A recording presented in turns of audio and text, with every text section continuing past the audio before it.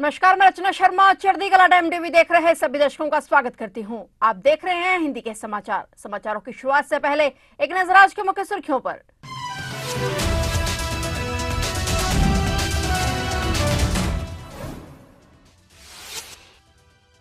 America से deport भारतीयों का एक और विमान आ रहा पंजाब। रात करीब 10 बजे हवाई अड्डे पर पहुंचेंगे डिपोर्ट भारतीय। 119 भारतीयों में से 67 पंजाब से, 33 हरियाणा से।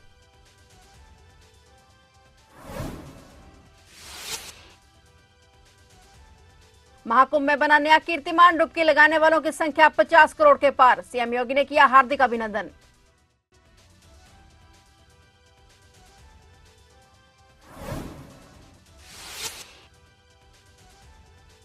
केंद्र से किसानों की फिर होगी वार्ता। चंडीगढ़ में 3 घंटे चली बैठक, निकली बेनतीजा। 22 फरवरी को फिर होगी मीटिंग।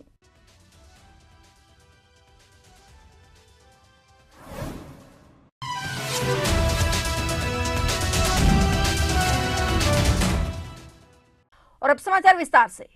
119 भारतीयों को लेकर एक और अमेरिकी विमान आज 15 फरवरी को अमृतसर हवाई अड्डे पर पहुंचने वाला है। यह अमेरिकी राष्ट्रपति डोनाल्ड ट्रंप द्वारा भारत भेजा जाने वाला लोगों का दूसरा समूह होगा। आधिकारिक सूत्रों के अनुसार विमान शनिवार रात करीब 10 बजे हवाई अड्डे पर पहुंचने की उम्मीद है। बताया जा रहा है कि 119 भारतीयों में से 67 पंजाब से, 33 हरियाणा से, 8 गुजरात से, 3 उत्तर प्रदेश से, 2 गोवा, महाराष्ट्र और राजस्थान से तथा 1 हिमाचल प्रदेश और जम्मू कश्मीर से है। इसके अलावा डिपोर्ट किए गए लोगों को लेकर एक और अमेरिकी विमान कल 16 फरवरी को भी आएगा। इससे कुछ दिन पहले एक अमेरिकी सैन्य विमान 104 भारतीयों को लेकर अमृतसर हवाई अड्डे पर पहुंचा था, जिनमें से 33 हरियाणा और गुजरात से तथा 30 पंजाब से थे। बता दें कि भारतीयों का जहाज अमृतसर से लैंड करवाए जाने पर सीएम मान ने जहां कड़ी नाराजगी जताई है, वहीं केंद्र पर भी तीखा निशाना साधा है। सीएम मान ने कहा कि सिर्फ पंजाबियों को बदनाम करने के लिए डिपोर्ट हुए भारतीयों के जहाज अमृतसर में लैंड करवाए जा रहे हैं। उन्होंने कहा कि डिपोर्टेशन होना एक नेशनल समस्या है और ऐसे में इन जहाजों को कहीं और भी उतारा जा सकता है।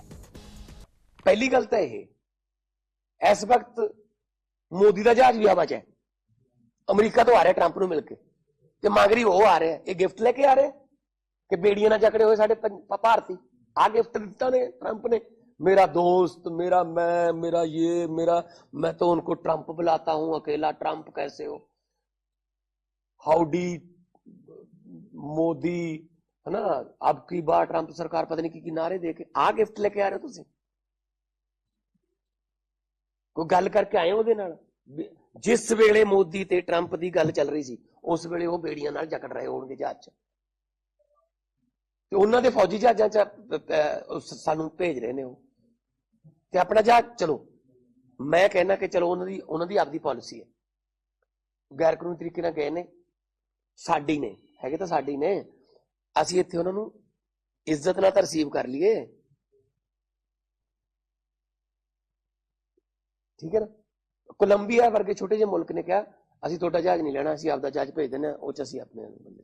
प्रयागराज में 13 जनवरी से प्रारंभ हुए महाकुंभ में गंगा और त्रिवेणी संगम में स्नान करने वाले श्रद्धालुओं की संख्या 50 करोड़ का आंकड़ा पार कर गई है। मेला प्रशासन के आंकड़ों के मुताबिक अगले शुक्रवार के दिन शाम 6 बजे तक 92,84,000 लोगों ने महाकुंभ में स्नान किया था और अब तक कुल 50 करोड़ 20 लाख से अधिक लोग डुबकी लगा चुके हैं। महाकुंभ में बने इस नए कीर्तिमान पर उत्तर प्रदेश के मुख्यमंत्री योगी आदित्यनाथ ने कहा कि भारत की आध्यात्मिकता, एकात्मकता, समता और राम रस्ता के जीवन प्रतीक महाकुंभ 2025 प्रयागराज में अब तक पावन त्रिवेणी में 50 करोड़ से अधिक श्रद्धालु आस्था की डुबकी लगा चुके हैं। उन्होंने कहा कि भारत की कुल जनसंख्या में 110 करोड़ नागरिक सनातन धर्मावलंबी हैं और इनमें से 50 करोड़ से अधिक नागरिकों द्वारा संगम में पवित्र स्नान उत्कृष्ट मानवीय मूल्यों की श्रेष्ठतम अभिव्यक्ति महान सनातन के प्रति दृढ़ होती आस्था का परिचायक है। सीएम ने कहा कि एकता और आस्था के इस महायज्ञ में पवित्र स्नान का पुण्य लाभ प्राप्त करने वाले सभी पूज्य साधु संतों, धर्माचार्यों, कल्पवासियों और श्रद्धालुओं का हार्दिक अभिनंदन है। भगवान तीर्थराज प्रयाग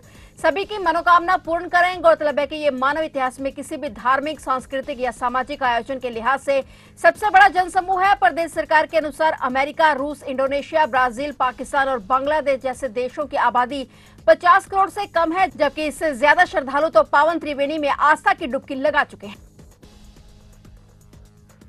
उत्तर प्रदेश के प्रयागराज जिले में मेजा में प्रयागराज मिर्जापुर हाईवे पर एक बार फिर से दर्दनाक हादसा हुआ है। हादसे में 10 श्रद्धालुओं की मौत हो गई, जबकि 19 घायलों का अस्पताल में इलाज जारी है। दर्दनाक हादसा कैसे हुआ, पुलिस ने इसकी जांच शुरू कर दी है। शुरुआती जांच में नींद की झपकी आना बताई जा रही है। प्रयागराज में श्रद्धालुओं से भरी बोलेरो और श्रद्धालुओं से ही भरी बस के बीच में टक्कर होने के बाद ये सड़क हादसा हुआ। इस समय हादसा हुआ उस वक्त बस और बोलेरो में सवार लोग गहरी नींद में थे। जानकारी के मुताबिक छत्तीसगढ़ के कोरबा जिले से श्रद्धालुओं को लेकर महाकुंभ में स्नान कराने के लिए आ रही एक बोलेरो प्रयागराज के मेजा थाना इलाके में पहुंचते ही मिर्जापुर प्रयागराज हाईवे पर मनु के पूरा गांव के सामने बेकाबू हो गई और बोलेरो के सामने आ रही एक बस से भीषण टक्कर हो गई। हादसे में बोलेरो बुरी तरह से क्षतिग्रस्त हो गई। बोलेरो में सवार सभी श्रद्धालुओं ने मौके पर ही दम तोड़ दिया। बोलेरो में श्रद्धालु बुरी तरह से फंस गए थे। घटना की सूचना मिलते ही पुलिस मौके पर पहुंची और पुलिस ने जेसीबी बुलाकर बोलेरो में फंसी लाशों को बाहर निकाला और पुलिस ने शवों को पोस्टमार्टम के लिए भेज दिया है। हादसे के बाद मौके पर अफरा तफरी मच गई। चारों तरफ चीख पुकार मची हुई थी। बस में सवार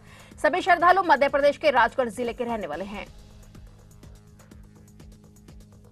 सूत्रों से मिली जानकारी के मुताबिक भाजपा के राष्ट्रीय नेतृत्व ने दिल्ली में मुख्यमंत्री और मंत्रिमंडल के चयन के लिए होमवर्क पूरा कर लिया है और अब केवल अंतिम निर्णय लिया जाना बाकी है, जिसके चलते भाजपा सरकार के गठन की प्रक्रिया आज शनिवार से तेज हो गई है। प्रधानमंत्री नरेंद्र मोदी अपने विदेशी दौरे से वापस लौट आए हैं और इसके बाद दिल्ली में नए मुख्यमंत्री और मंत्रिमंडल के चयन की प्रक्रिया अंतिम दौर में पहुंचने वाली है। भाजपा के शीर्ष नेताओं ने इस प्रक्रिया के लिए अपनी रणनीति पहले ही तैयार कर ली है और प्रधानमंत्री मोदी के दिल्ली पहुंचने के बाद सरकार बनाने की कवायद में तेजी लाई जा रही है। बताया जा रहा है कि मुख्यमंत्री और मंत्रिमंडल का शपथ ग्रहण समारोह 19 या 20 फरवरी को हो सकता है। इससे पहले 16 या 17 फरवरी को विधायक दल की बैठक आयोजित की जाएगी, जिसमें दिल्ली के नए मुख्यमंत्री का नाम तय किया जाएगा। भाजपा के शीर्ष नेतृत्व में प्रधानमंत्री नरेंद्र मोदी, केंद्रीय गृह मंत्री अमित शाह और पार्टी अध्यक्ष जेपी नड्डा के बीच चर्चा के बाद विधायक दल की बैठक में मुख्यमंत्री और मंत्रिमंडल का चयन होगा। भाजपा का पूरा ध्यान इस समय दिल्ली की सियासत पर केंद्रित है और अब जल्द ही यह तय हो जाएगा कि पार्टी की नई सरकार का स्वरूप क्या होगा। एमएसपी की कानूनी गारंटी और अन्य मांगों को लेकर 1 साल से शंभू और खनौरी सीमा पर धरना दे रहे किसान अब भी अपनी मांगों को लेकर अड़िग हैं। किसान और केंद्र के बीच कई बार वार्ता हो चुकी है, लेकिन पिछली हुई मीटिंगों से किसान असंतुष्ट रहे हैं। कल भी चंडीगढ़ में केंद्र सरकार से किसानों की अहम वार्ता हुई है। लगभग 3 घंटे तक चली बैठक में दोनों तरफ से कोई हल नहीं निकल पाया है। किसानों के साथ केंद्रीय मंत्री प्रहलाद जोशी की अध्यक्षता में यह बैठक हुई। बैठक शाम 5 बजे शुरू हुई थी, जो रात 7:45 तक चली। बैठक में किसानों की मांगों पर कोई हल नहीं निकल पाया है। इस वजह से अब किसानों के साथ दोबारा बैठक होगी और अगली बैठक 22 फरवरी को होगी। इस बैठक में केंद्रीय कृषि मंत्री शिवराज सिंह चौहान भी शामिल होंगे।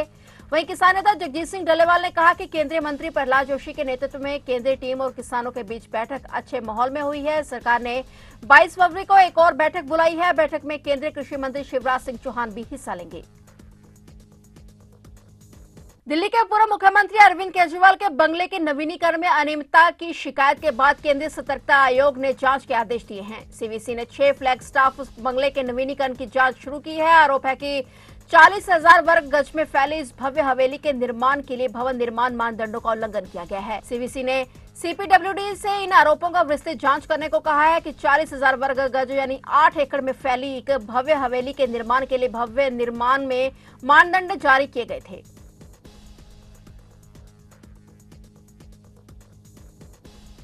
कांग्रेस ने महाराष्ट्र, हरियाणा और अब दिल्ली चुनावों में निराशाजनक प्रदर्शन के बाद राष्ट्रीय संगठन में बड़ा बदलाव किया है। पार्टी ने मध्य प्रदेश, ओडिशा और पंजाब सहित कई राज्यों के प्रभारी बदल दिए हैं। छत्तीसगढ़ के पूर्व मुख्यमंत्री भूपेश बघेल और राज्यसभा सांसद सैयद नासिर हुसैन महासचिव बनाए गए हैं। भूपेश बघेल पंजाब और नासिर हुसैन जम्मू कश्मीर के संगठन इंचार्ज बनाए गए हैं। इन नेताओं को नई जिम्मेदारी दी गई है। कांग्रेस संगठन महासचिव केसी वेणुगोपाल ने बताया कि ये नियुक्तियां कांग्रेस अध्यक्ष मल्लिकार्जुन खड़गे के निर्देशानुसार की गई हैं। आगामी चुनावों के मद्देनजर ये बदलाव जरूरी थे। निश्चित ही सभी राज्यों में संगठन को मजबूती मिलेगी। कांग्रेस के राष्ट्रीय अध्यक्ष मल्लिकार्जुन खड़गे ने 11 राज्यों को नई जिम्मेदारी सौंपने के साथ ही कुछ नेताओं को दायित्व मुक्त भी किया है।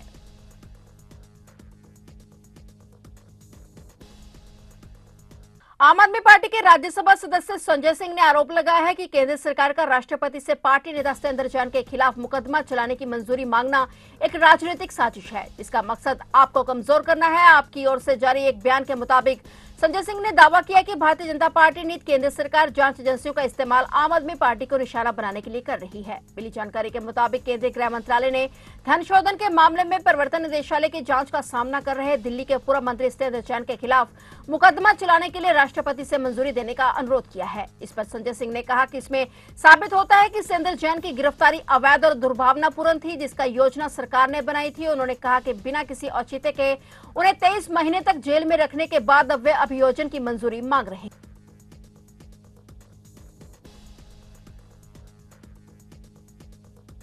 फिलहाल हिंदी के समाचारों में इतना ही, और नए समाचारों के साथ फिर से हाजिर होंगे। तब तक के लिए देखते रहिए चढ़ती कला टाइम टीवी और मुझे दीजिए इजाजत। धन्यवाद।